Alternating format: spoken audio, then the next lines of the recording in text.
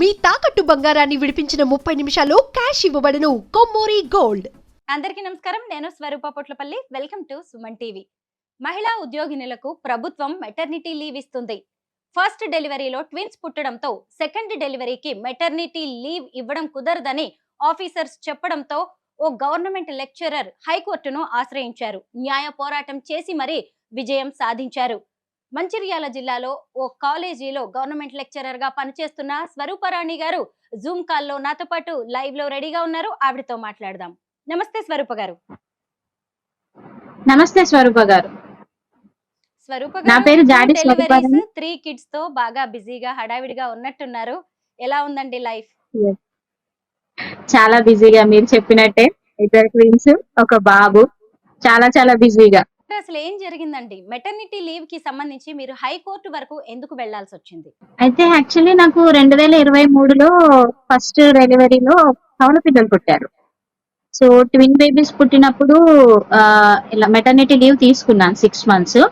కాకపోతే as everybody knows that కవల పిల్లలు అనేది చాలా హై రిస్క్ ప్రెగ్నెన్సీ. అలానే పిల్లలు పుట్టిన తర్వాత చాలా లెస్ వెయిట్ తో పుట్టారు. సో డాక్టర్స్ కూడా మీ పిల్లలు బ్రతకడం చాలా కష్టము అలాంటి వర్డ్స్ యూజ్ చేశారు అన్నట్టు. అంటే కవల పిల్లలు కదా, పావులకు 2 కిలోలు మాత్రమే పుట్టారు. సో అలా అయ్యేసరికి మాకు భయం పట్టుకొని చాలా జాగ్రత్తగా 6 months మెటర్నిటీ లీవ్ వచ్చింది. పిల్లల్ని చాలా జాగ్రత్తగా చూసుకున్నాము. ఇప్పుడు నా పిల్లలు 2.5 years. ఫస్ట్ ట్విన్ బేబీస్ పుట్టారు 2023లో. తర్వాత మళ్ళీ నేను 2025 last year second time pregnant అయ్యాను. సెకండ్ టైం ప్రెగ్నెంట్ అయినప్పుడు మా కాలేజ్ కి నేను మేడం తోని డిస్కస్ చేసినప్పుడు అన్నాను, మేడం మళ్ళీ నేను కన్సీవ్ అయ్యాను అని అంటే చెప్పారు, అమ్మ మనకున్న రూల్ ప్రకారము మనకు ఓన్లీ 2 లైవ్ బేబీస్ కి మాత్రమే మెటర్నిటీ 180 days లీవ్ అనేది వర్తిస్తుంది. సో నీకు ఆల్రెడీ ఫస్ట్ ప్రెగ్నెన్సీలోనే 2 లైవ్ బేబీస్ ఉన్నారు. వాళ్ళు ఇప్పుడు సర్వైవింగ్ లో ఉన్నారు కాబట్టి 2 లైవ్ బేబీస్ నీకు ఆల్రెడీ ఉన్నారు కాబట్టి ఇది నీకు థర్డ్ బేబీ కిందికి వస్తుంది. కాబట్టి నీకు ఈ మెటర్నిటీ లీవ్ అనేది వర్తించదు అని చెప్పారు.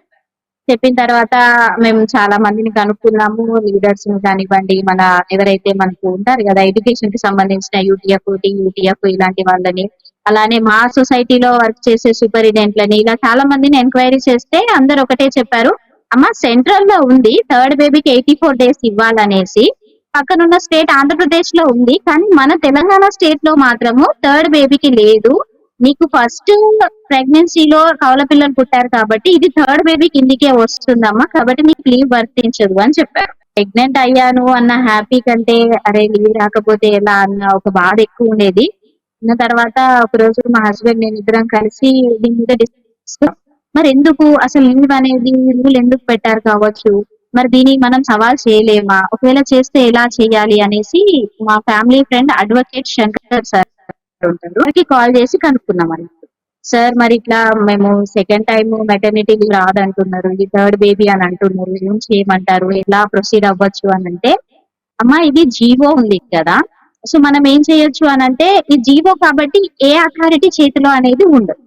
కాబట్టి మనం ఈ జీవో మైనా మనము హైకోర్టులో పిటిషన్ వేయాలి, దాన్ని రిట్ పిటిషన్ అంటారు అనేసి మీకు సజెస్ట్ చేశారు. చేసిన తర్వాత మేము ఏఐ హెల్ప్ తీసుకొని మరి ఇలా ఎవరైనా వేరే అదర్ స్టేట్స్ చేశారా, మరి చేస్తే ఎవరైనా విజయం సాధించారా అనేది మేము మొత్తం బ్యాక్గ్రౌండ్ సెర్చ్ చేసాం అన్నట్టు. నెట్ హెల్ప్ తీసుకొని, మేము ఏఐ హెల్ప్ తీసుకొని మిగతా స్టేట్లలో ఎలా ఉంది అనేది హస్బెండ్ అండ్ వైఫ్ మేమిద్దరం కలిసి సెర్చ్ చేసాం. చేసి చూస్తే మనకి తమిళనాడులో కానివ్వండి, మద్రాస్ హైకోర్టు, పక్కనున్న మన ఏపీ స్టేట్ థర్డ్ బేబీకి కూడా ఇస్తుంది, థర్డ్ ప్రెగ్నెన్సీకి కూడా ఇస్తుంది మెటర్నిటీ లీవ్. సో మాకు ఆలోచన వచ్చింది, మనము కోర్టును ఆశ్రయిద్దాం. మన ఇండియాలో న్యాయ వ్యవస్థ మీద మాకు చాలా నమ్మకం ఉంది, కంపల్సరీగా న్యాయం జరుగుతుంది అని మాకు అనిపించి మా family friend advocate Shankar sir మళ్ళీ కాంటాక్ట్ అయితే సార్ మాకు వినయ్ సార్ నంబర్ ఇచ్చారు.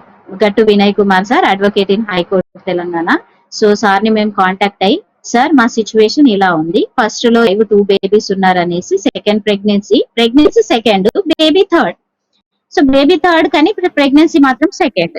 సో ఎలా చేద్దామని అంటే, తప్పకుండా అమ్మ మనం హైకోర్టును ఆశ్రయిస్తే మనం కంపల్సరీ గెలిచే ఛాన్స్ ఉంది అని సార్ ఏం చేశారంటే, మనం ఒక రిట్ పిటిషన్ వేద్దాం సార్ కి, కోర్టులో ఒక రిట్ పిటిషన్ వేద్దామని అన్నారు. ఆ తర్వాత మేము ఫెలో రిట్ పిటిషన్ వేసాము. ఫిబ్రవరిలో పిటిషన్ వేస్తే మనకి మొన్న జూలై 15th రోజు జడ్జిమెంట్ వచ్చింది. జడ్జిమెంట్ నాకు చెప్పిందండి చాలా హైకోర్టు? ఫేవరబుల్ గా వచ్చింది. హైకోర్టు ఏం చెప్పింది అనంటే, మొదటి కాన్పులో కవలలు ఉన్నారు అనేసి రెండవ కాన్పులో ప్రసూతి సెలవులని ఇవ్వకూడదు అనేది చట్ట విరుద్ధము. అలా చేయొచ్చింది.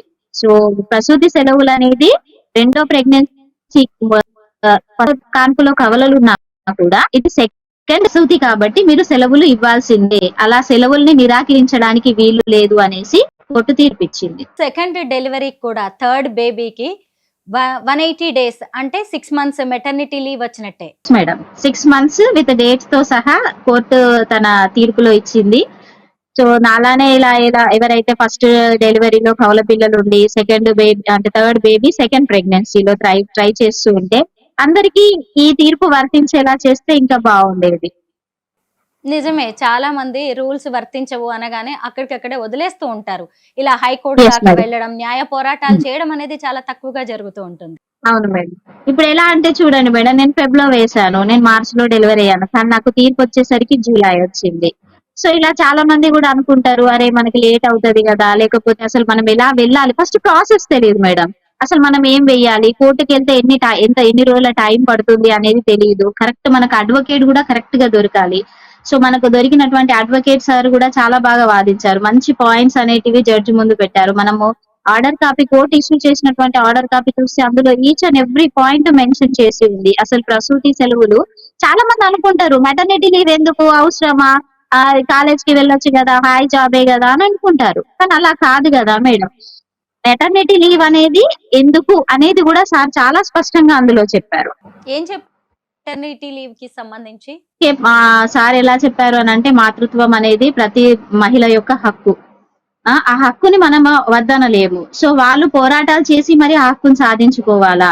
సో తల్లికి ఆఫ్టర్ డెలివరీ అనేది బేబీని చూసుకోవాలి, తన హెల్త్ చూసుకోవాలి. కాబట్టి మనము తల్లికి రెస్ట్ ఇస్తున్నాం అంటే వాళ్ళ హక్కును గౌరవిస్తున్నాము అనేసి సార్ వాదించారు. వాదించి మళ్ళీ తర్వాత ఫస్ట్ ప్రెగ్నెన్సీలో ట్విన్ బేబీస్ ఉన్నారు, అది ఒక బయాలజికల్ ఈవెంట్. సో అలాంటి ఈవెంట్ ని మనం చేసింది కాదు కాబట్టి దాన్ని ఒకటే ప్రెగ్నెన్సీగా కన్సిడర్ చేసి ఇప్పుడు దీన్ని సెకండ్ ప్రెగ్నెన్సీగా కన్సిడర్ చేయాలని కూడా సార్ అన్నారు. బాగుందండి. ఈ రోజు మీ హక్కుల కోసం మీరు పోరాటం చేయడం అనేది ఎంతో మంది మహిళలకు కూడా మేలు చేస్తుంది. మీ పిల్లలు కడుపులో ఉండగానే చక్కగా మీరు పోరాటం చేసి వాళ్ళకు కూడా వాళ్ళ హక్కుల్ని ఎలా సాధించుకోవచ్చు అనేది నేర్పించినట్టు అయింది. ఇప్పుడు మీకు అవును వచ్చిన మేడం. జడ్జిమెంట్ ని మిగతా ఆడవాళ్ళకు కూడా వర్తింపజేయాలని మీరు కోరుకుంటున్నారా? తప్పకుండా మేడం. ఎందుకు అనంటే నేను చెప్తున్నాను, నేను ఒక లెక్చరర్ ని, మార్నింగ్ కాలేజ్ కి వెళ్తే నేను ఈవినింగ్ వస్తాను మేడం. నేనే సఫర్ అవుతున్నప్పుడు మన ఆడవాళ్ళు ఇప్పుడు అన్ని రంగాలలో ముందున్నారు మేడం. 24/7 చేసే జాబ్స్ చాలా ఉన్నాయి. మన హెల్త్ డిపార్ట్మెంట్ కానివ్వండి, పోలీస్ డిపార్ట్మెంట్ కానివ్వండి, చాలా ఆడవాళ్ళు అన్ని రంగాలలో ఇప్పుడు ముందుండి మగవాళ్ళతో సమానంగా జాబ్లు చేస్తున్నారు. అలా చేస్తున్నప్పుడు వాళ్ళు 24/7 సర్వీస్ ఇచ్చే వాళ్ళైతే ఇంట్లో ఉండి వాళ్ళకి మెటర్నిటీ లీవ్ ఇస్తే వాళ్ళకి ఎంత బెనిఫిట్ అవుతుంది చెప్పండి. వాళ్ళ బేబీని కానీ వాళ్ళ హెల్త్ ని కానీ చూసుకోగలుగుతారు కదా. కాబట్టి నాకు ఇచ్చిన జడ్జిమెంట్ మీదనే వచ్చింది, కానీ దీన్ని ఇద్దరు మహిళలకి వర్తింప చేస్తే చాలా చాలా బాగుంటుంది మేడం. అందరు మహిళలు కూడా అదే కోరుకుంటారు. ఫస్ట్ బేబీ ట్విన్స్ అయినంత మాత్రాన సెకండ్ ప్రెగ్నెన్సీకి వర్తించదు అనకుండా మహిళలందరికీ ఇస్తే అందరికి మనం రెస్ట్ ఇచ్చిన వాళ్ళు అవుతాం, వాళ్ళు కూడా వాళ్ళ హక్కుల్ని సాధించుకున్న వాళ్ళు అవుతారు. ఒక వర్కింగ్ మదర్ గా మీరు చేసిన ఈ ఫైట్ అనేది ఇంకెంతో మంది మహిళలకు కూడా హెల్ప్ అవుతుందండి. బాగుంది, మీరు చేసింది ఏమి చిన్న పోరాటం కాదు నిజానికి. Congratulations. Thank you so much Swaroopa గారు. థ్యాంక్ యూ స్వరూప గారు. అలాగే తెలంగాణ హైకోర్టుకి, మా అడ్వకేట్ వినయ్ సార్ గారికి, మా ఫ్రెండ్ శంకర్ గారికి నేను పేరు పేరున ధన్యవాదాలు తెలుపుకుంటున్నాను. దీని ద్వారా మళ్ళొకసారి ప్రూవ్ అయింది ఏంటి అనంటే, మన తెలంగాణ, మన న్యాయ వ్యవస్థ తప్పకుండా న్యాయబద్ధమైన పోరాటం గనక ఉండుంటే, మన న్యాయ వ్యవస్థ మీద నమ్మకం ఉంచితే న్యాయ తప్పకుండా గెలిపిస్తుంది, మనకు అనుకూలంగానే తీర్పు వస్తుంది అనడానికి నా కేసు ఇంకొక నిదర్శనం. మీరు అన్నదైతే మహిళా ఉద్యోగినులకి వాళ్ళ హక్కుల గురించి తెలియజెప్పడమే కాకుండా మన న్యాయ వ్యవస్థ కూడా ప్రతి మనిషికి ఎలా హెల్ప్ఫుల్ గా ఉంటుంది, సపోర్టింగ్ గా ఉంటుంది అనేది కూడా మీరు తెలియజెప్పారు. Thank you so much. Thank you అండి.